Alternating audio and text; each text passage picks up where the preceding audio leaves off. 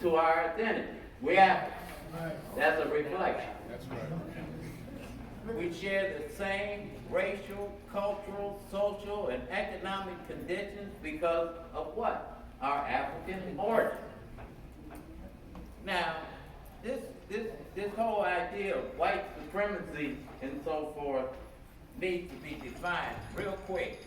And I want y'all to write this down because this is a cold-blooded definition. It came from one of our great ancestors who just made this transition, May 12th, Baba Dr. Anderson Thomas. Baba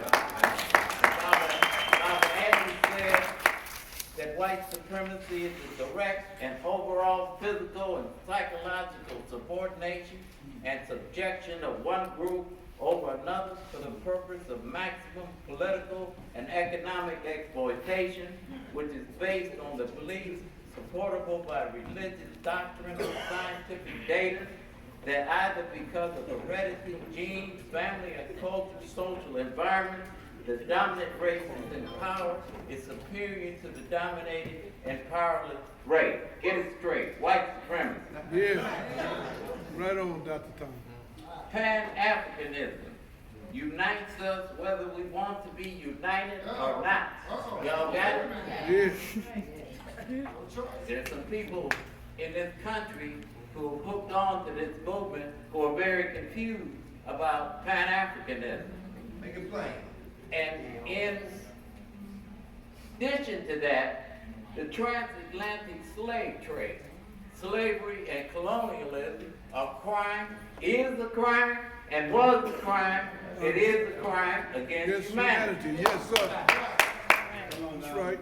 These are elder reflections. I'm stepping out as an elder. Come on. We must be disciplined in our protracted work in advancing the cause of our demand for reparations. We have to be disciplined because there's a lot of crazy people out here who are disrupting this movement. We have to be focused and disciplined. Yes, sir. We have to be observant of these forces who are disrupting our movement internally and externally. And I'm talking in code, and I hope that this live streaming gets the message out. All right. In code, must strive to continue to build and strengthen its work in the reparations movement and not be sidetracked. In 1993, Dr. Ron Walters, Dr. Jacob Carruthers were invited to Abuja, Nigeria, for the first Pan-African Conference on reparations. And I just want to read the conclusions of that meeting because they came back and gave it to me because they didn't do what I did and the people I worked with did. So they just gave me the documents. The Abuja Proclamation should be the basis of our continued organizing of the reparations movement throughout the world. The ideas are still relevant to our organizing work in the reparations movement today.